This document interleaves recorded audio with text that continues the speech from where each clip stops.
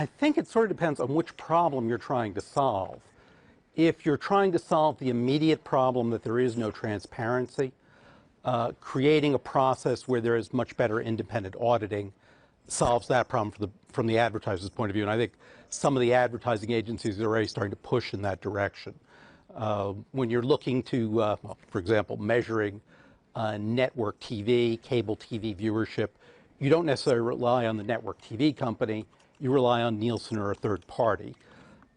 So one thing I suspect you will see is advertisers, the advertising agencies pushing down much more in the way of third-party validation.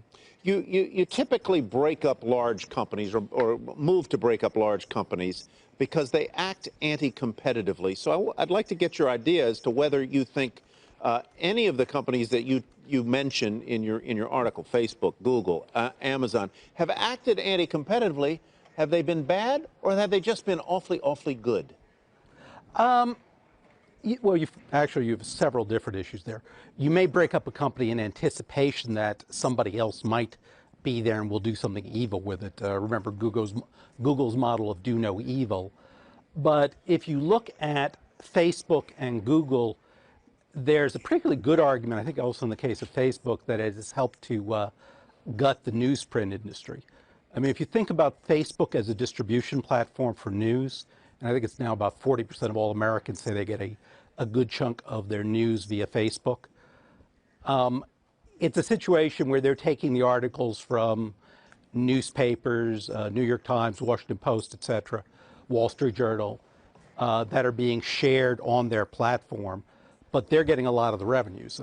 Imagine, if you like, in the early 20th century, when we all relied on newspapers, and imagine there was a trucking company that controlled all of the distribution of the New York Times in New York City, and the trucking company was deciding how much profit it would make versus how much profit New York Times would make. Based on your claim that it's sort of an advertising duopoly here with Google and Facebook, who's getting hurt the most? Is it their competitors like Twitter and Yahoo? Is it the advertisers? Is it the consumers in terms of limitation of choice? And if so, how do the regulators get at that? Well, at a high level, I think we just need a lot more information about what's going on. These are both companies which are basically black boxes. But looking at them, the particular piece of it that I would say I'm most worried about regarding Facebook and Google is curation of news. And particularly, I'll look at Facebook as an example. Good old days, 1960s, 1970s, what you saw on TV, what you saw on a newspaper is what an editor curated. The editor was trying to maximize his profits. He was also trying, though, in some sense, to serve a public purpose. Facebook goes to great lengths to say, we are not a media company. We don't curate, we don't make editorial decisions.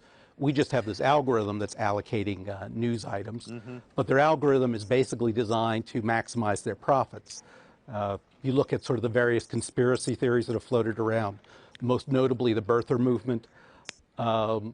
You have to look at these companies and sort of ask, were they a part of why this, basically lie lasted for 5 or 6 years? Yeah. There wasn't anyone in editorial control saying, this is dumb, we're not going to keep broadcasting this. Okay.